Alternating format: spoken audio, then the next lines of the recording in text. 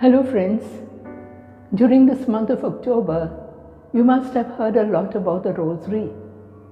And yesterday we celebrated Our Lady's apparition at Fatima, where the children at Fatima prayed the Rosary constantly.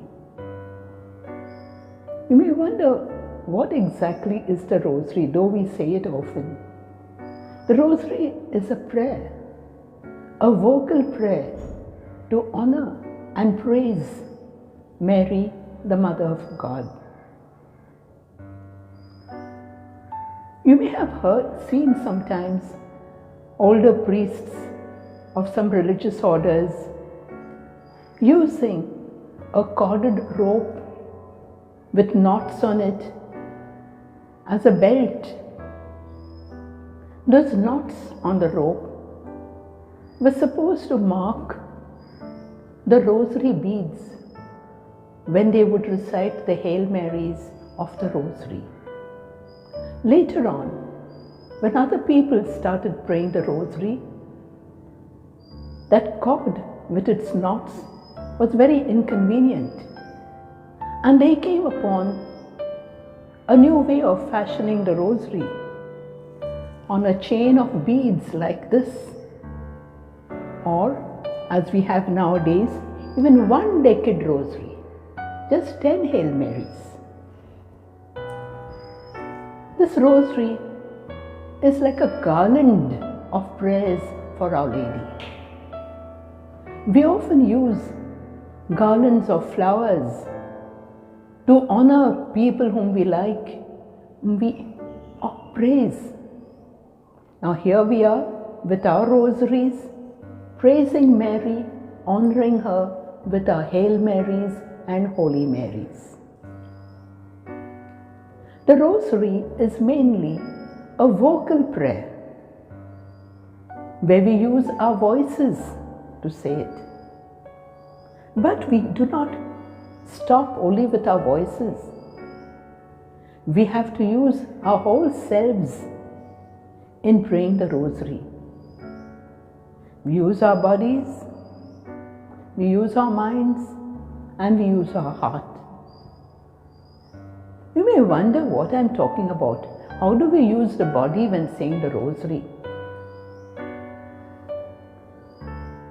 First and foremost, we are reciting the prayer of the Hail Mary. We are saying it with our lips and our tongues, which are parts of our body. Then you are fingering the beads, using your fingers to pass from one bead to another. That's the involvement of the body. We move on higher. We move on to the mind. We think about some incident of Jesus's or Mary's life, which is mentioned in the decade, the mystery of the birth of Jesus, or Jesus at the wedding of Cana. There are 20 mysteries that we meditate on, in the joyful mysteries, the sorrowful mysteries, the glorious mysteries, and then the luminous mysteries. Suppose we take one mystery, Jesus at the wedding of Cana. In our mind, we can imagine Jesus as a guest at that wedding in Cana. Mary there. Mary is observant. She realizes that the family will be disturbed by the lack of wine. And so she goes and tells her son they have no wine. And you know the rest of the story. Jesus tells the waiters whom Mary has approached first. Mary tells the waiters, do whatever he tells you. Now thinking about this, you may realize that Mary is telling us also, do whatever Jesus tells you. You may also feel like being observant like Mary, to notice if any of your friends or neighbors are missing anything, and seeing how you can give it to them. Here is the mind being involved. And then the heart has to be involved. You should be able to love Mary, Jesus, the people around you. The heart is an organ of love. So we love with our hearts.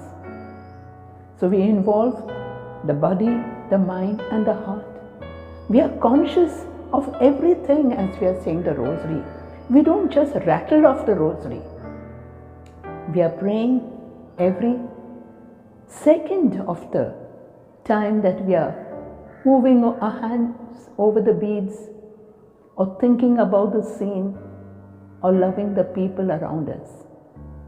I hope the rosary is going to be a prayer which is consciously prayed, and that you move away from the rosary getting light for your own lives. Sure, you will get some inspiration from the rosary about how to tackle any problem or situation you are facing in life.